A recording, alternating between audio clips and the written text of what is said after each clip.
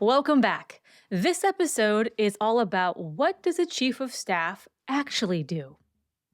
So we've heard the high-level explanations. We've heard the helpful analogies in previous episodes. So, yep, to get someone introduced to the role, you can talk about an air traffic controller, you can talk about a Swiss Army knife, you can talk about the plastic things on top of a six-pack can of soda that holds everything together. But day to day, Emily, what did you actually do as a chief of staff? And I get that question a lot. So I wanted to go through 5 examples of things that I worked on as chief of staff. Quick disclaimer note, these are not the only 5 that a chief of staff can work on, nor are they the best 5, nor are they the only 5 that I worked on. They're just 5 examples, so take this as it's intended. So the first example here is I helped with recruiting key hires. And in our case, this was a couple of C-suite positions that we had open and a couple of VP positions that we had open as well. And so the 2 main C-suite positions were CTO, which became COO, but CTO and CFO. So our Chief Technology Officer and our Chief Financial Officer. And for these types of executive searches, I could be doing anything from putting together the job description, vetting that with the rest of the executive team and or board, and then coming up with the interview loop or coordinating the interview loop and how that would run internally. So for the CFO, who would take first pass at that, the first round of the interview, so the phone interview, and then if they passed muster there, who would they go to for the second, third, and sometimes fourth rounds? And that would save people's time and everyone would be aligned on, okay, if I'm getting this candidate through this interview loop at this stage, I know they've gone through X, Y, and Z before they've gone to me. And I know the next step after is, oh, they speak to the CEO afterward. And then if they pass muster there, they speak with a board member for a CFO. And same thing with CTO, I would develop that interview loop and coordinate all of that with the key stakeholders. And for the executive hires, I was really running 2 parallel paths. So I was coordinating everything with the candidates themselves and making sure they were being informed about what was next in the process or if we had made a decision at any point in the process. And then I was also coordinating and streamlining things with our internal stakeholders. So all the people who were on that interview loop, and that could be multiple executives and board members. So making sure sometimes our board wanted updates on, Emily, how many candidates are we seeing apply for this role? How many came through to the first round? What were the general notes and feedback from that round of candidates? Who do we have coming through the pipeline? So they wanted to be kept very up to date on all of these types of things and status updates. So that was something that I was heavily involved with. And obviously I wasn't making the ultimate decision there, but I was in the interview rounds for these positions as well. So I was offering my notes and feedback and here's where I think these candidates are strong and really shine and do well in. And here are some gaps that might present themselves if we brought them on board. And I would collect those types of notes from all of the other people in the interview loop as well. So kind of collecting those, consolidating those, and rolling up a summary to the rest of the team and board. All right, so recruiting key hires was the first one. The second example was flash reports. So flash reports were these weekly updates we would send to the board. So a flash report would be comprised of two main things. The first was KPIs. So we had key metrics from every department in the business. And we as a leadership team came up with those and said, okay, what would quickly and most accurately demonstrate that we are moving in the right direction on these different departments? And so we collected those. It wasn't a full list of metrics, but it was just the key ones that we said in a snapshot, in a flash report to the board, what would best indicate to them if we're moving in the right direction. And so they would have literally a dashboard, like a snapshot they could just scan through of those KPIs. Then the second part of the flash report, which was pretty cool, is every executive team member would write out in a couple sentences what had gone on in their department that last week. And so not only would the board get the KPIs and almost real-time information or weekly updated information in their flash report, they would also be able to hear what was going on in the business in the executive's own words. And so the executives were closer to the information and closer to the activities for their specific departments. And so the board really felt they had a pulse on things. They liked the level of visibility it gave them. And these were also great for prepping the board for their calls with our CEO and CFO. So the board would have regular calls with the CEO and CFO, and the flash reports allowed them to ask more, I don't want to say more intelligent questions, more informed questions. So they were closer to the data, they were more up to speed, and so they were able to ask more informed questions and actually have a more meaningful conversation versus going over all of this high level stuff with the CEO and CFO. The way we rolled out flash reports is, so I worked with the CEO to say, hey, do we want to do flash reports again? Because he and I had done flash reports at a previous company that we were at, and we both agreed yes. And so we rolled out this program to our executives and got them up to speed on what this was. And then I worked with each one of them to say, hey, how are we going to pull this information? Because I want it to be easy, right? I don't want flash reports to be this big, onerous task every week. We want to make sure it's streamlined. So once we as a group came up with those key metrics, then I would work with all of the executives on, okay, does this one come from Salesforce? Does this one come from this spreadsheet? Do I need to ask so-and-so every week to pull this from the database?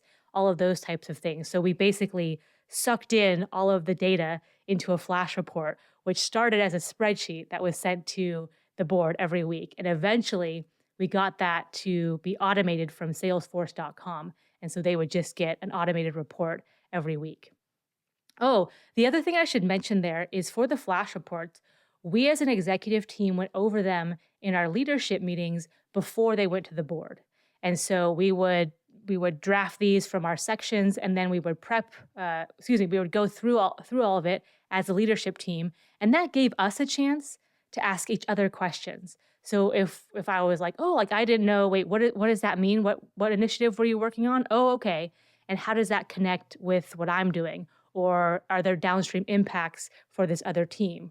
Or it could be, okay, if you're presenting data like that in your section, I'm actually talking about sales data as well, but I'm showing it in a slightly different way in my section. So let's make sure we're either coordinated on the stats we're showing, or we have a valid explanation for why some of these things are different. And sometimes it was just, well, we're pulling a different time period, or we filtered it slightly differently in each section. But of course, the board's going to ask those questions. So going through the flash report beforehand gave us a chance to go over all of that before it went to them. All right, third example, gap filling leadership. So one of the things I hear people are able to say about chiefs of staff is that they can go fill gaps in the business, which is absolutely correct. And sometimes people say that in a way I think that is fitting for a chief of staff. And sometimes people say that as in, oh, they can go, grab lunch, or they can go refill our sticky notes if we need that gap filled. And I'm like, okay, we're going to set that aside for a second, because what I'm talking about is larger initiatives. So one of the things that I gap filled was assuming operational leadership for a subsidiary. And this was a multi-million-dollar subsidiary. So it represented, for us at the time, a hefty set of revenue. And so for various reasons, it just needed new leadership. And so I was able to smoke jump into this one area of the business and say, okay, I know how to stand up teams. I know how to recruit and hire. I know how to build internal processes. I know how to turn around morale. And so I was on point and had P&L responsibility for this subsidiary for about 18 months. And at the same time, we were looking, we were doing a very robust search for who was going to be the leader for this group ongoing.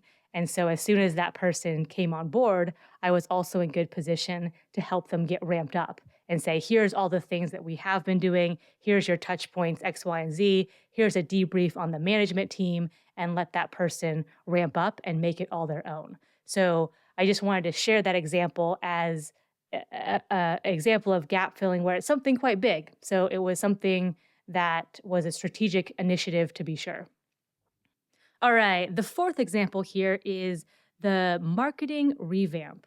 So I guess I was gap filling here in a little ways too. I overhauled our corporate marketing. So this included our messaging, our branding, our internal processes, and again, this was on an interim period and I was also on point for recruiting and hiring for the head of marketing, which ended up being kind of a sales ops and marketing role. But while I was doing this on an interim basis internally, I was also externally looking for candidates to fill that role. So one of the things that I worked on here was our product rollout process. So that might sound like a simple process, like you build the product and then you roll it out. But no, that's actually hitting a whole bunch of different teams. So I would obviously work with the product department, engineering, and say, hey, when is this build going to be live? And then kind of get a glide path for us. So, okay, the marketing would need to look like this to get a campaign going ahead of time. Sales and sales operations would need to be informed about this and understand what the product was, how to talk to it, all the different things to consider there. And then it was finance because we need to do pricing. It was sales operations to load the products into the contract templates in Salesforce.com. And then it was the operations teams because if people like the marketing campaign and talk to the salesperson and sign the contract, all right, well, operations needed to know how you deliver this new product. So that was a whole involved process that touched almost every single internal team we had.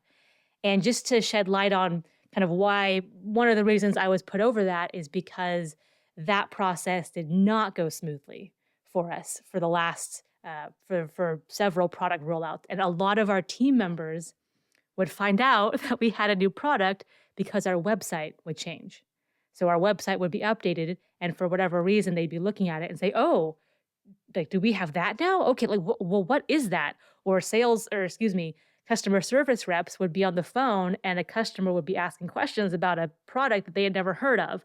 And so, something like the corporate marketing and maybe the product rollout process was something that I took on, and it touched almost every single team we had. Okay, the fifth and final example of something I worked on and actually did as chief of staff is keeping the CEO sane. So I don't know what to call this, maybe CEO sanity sustained, but one could argue that's a full time job right there, all by itself.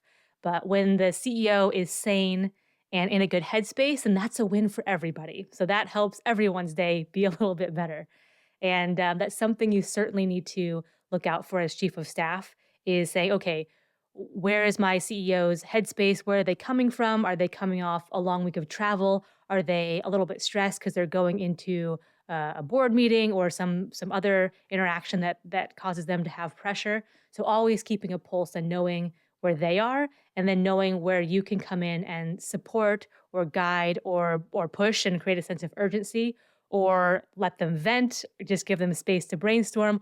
All of those things should be top of mind for a chief of staff. And for this example, I'll share one story. So there was a day, it was just my CEO was having a bad day, and everyone's allowed to have a bad day, but he actually was having a bad week. So let's see, there was pressure from the board because the sales numbers weren't where they were supposed to be. We had our CFO was out on planned PTO, but they were out, and so our CEO was trying to step in, and all these things just were cascading and kind of stacking on top of each other. And the straw that broke the camel's back was was he was trying to log into his computer, and every so often we would have to reset our passwords or create a new one. And for some reason he like couldn't remember his old one, or he couldn't type in the new one the same way twice and confirm it or whatever. And he just got to a point where it was the straw that broke the camel's back, and he let out a long, loud expletive that could be heard like rooms away. It reverberated, and I was like, "Oh my goodness." Okay, so what we had on the schedule was our one-on-one. That was the meeting that was like 5 minutes away. And instead I said, "Okay, we are foregoing that one-on-one, and instead we're just going to take a walk outside." Let's just go walk outside. Let's move around. Let's be in nature. Let's breathe in fresh air. And let's get away from the office and go walk outside. And so I took the CEO outside and said, okay, this is what's necessary to kind of get him back calmed down in a good headspace. And we walked around for probably a good like 30, 40 minutes. And we were just walking, we were just moving, we were kind of talking about work stuff, but also talking about outside work stuff. We were just talking and just walking and not talking at all. And then after a while, you could kind of see the body language change and the gait of the walk change and the tone of the voice just get a bit calmer and a bit more like normal. And he eventually said, he eventually sighed and said, I feel a lot better. Let's go back inside now. And so we went back in and we regrouped and I asked him, what are the things that you need to focus on for the back half of your day? And he went through those couple items and then he went on with his day. And so instead of having our one-on-one meeting, which believe me, I had a full agenda. I had a whole bunch of things that I needed to go through with him. I said, hey, in order to get him in best position to lead for the back half of his day, we need to go for a walk. So I need to make sure the CEO stays sane and is showing up well for his next set of meetings. And I will follow up with the one-on-one agenda items later or in some other way. But this is what's most important to keep the CEO sane. All right, so those were 5 examples of things that I actually did as chief of staff. And if you're introducing the role, you might use an analogy. And if you are in a conversation where it makes sense to get into some actual examples, then you feel free to use these or kind of send this list to someone or this podcast to someone and say, hey, just as some quick examples, here are things that one might work on as a chief of staff. So if this is helpful, then feel free to use it in that way. By the way, if you have some notes on things that you work on, I'd love to hear from you. I love to hear about how different chiefs of staff spend their day and how that role is structured at different organizations. So if it's like, oh yeah, I'm involved in recruiting and hiring too, but it's kind of in this way, or I've never heard of something like flash reports or gap filling leadership. That's interesting. I'd like to know that. And conversely, if you're like, I don't do any of those 5 things, I do these things instead, these should be talked about as well, then let me know all of that good information. It's good feedback, and I'm curious about it anyway. All right, so that is a wrap on this week's episode, and thank you so much for listening, and I will catch you next time on Leveraging Leadership. If you're not interested in gaining valuable knowledge and becoming a better leader, then by all means, don't subscribe. But if you're keen on becoming a highly knowledgeable, more successful and confident leader, then hit that subscribe button.